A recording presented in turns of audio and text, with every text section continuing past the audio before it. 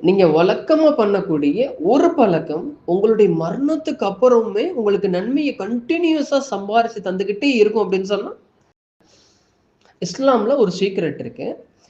ரசூலுல்லாஹி ஸல்லல்லாஹு அலைஹி வஸல்லம் ஹதீஸ் சஹீஹ் முஸ்லிம்ல வருது. மன் தல்ல அலா கைரின் ஃபலஹு மிஸ்லு அஜ்ரி ஃபாயில்.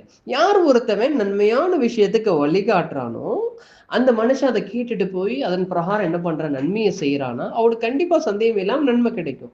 அவனுக்கு என்ன நன்மை கிடைக்குதோ அதே நன்மை வழிகாட்டியவனுக்கும் இருக்கு அப்படிங்கிறத ரசூலுல்லாஹி ஸல்லல்லாஹு அலைஹி வஸல்லம் என்ன பண்றாங்க தெரியப்படுத்துறாங்க. சஹீஹ் முஸ்லிம்ல வருது. அப்போ இருந்து நம்ம என்ன புரிஞ்சுக்கணும் அப்படின்னு சொன்னா, உங்களுக்கு ஆப்பர்ச்சுனிட்டி நிறைய கிடைக்கும், நிறைய கிடைக்கும். அதாவது ஒருத்தவங்களுக்கு நீங்க என்ன பண்ணலாம், துவா சொல்லி கொடுக்கலாம், இல்ல தொழுகிறது எப்படி அப்படிங்கிறத என்ன பண்ணலாம் சொல்லி கொடுக்கலாம். எந்த ஒரு விஷயமா இருந்தாலும் அவங்களுடைய வாழ்க்கைக்கு பிரயோஜனப்படக்கூடிய ஒரு விஷயத்தை நீங்க சொல்லி கொடுக்குறீங்கன்னு சொன்னா, அவங்க ஒவ்வொரு தடவை அதை செய்யும் பொழுது அவங்களுக்கு என்ன கிடைக்கும், நன்மை கிடைச்சிக்கிட்டே இருக்கும்.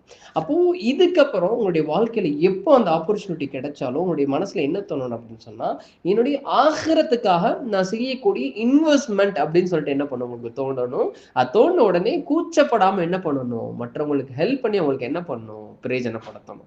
ஸோ இந்த விஷயத்த நீங்க என்ன பண்ணுங்க, உங்களுடைய மற்ற சகோதரர்களுக்கும் என்ன பண்ணுங்க, ஷேர் பண்ணுங்க. கமெண்ட் செக்ஷன்ல மறந்துடாம இன்ஷா அல்லாஹ் அப்படின்னு சொல்லிட்டு என்ன பண்ணுங்க, மென்ஷன் பண்ணுங்க.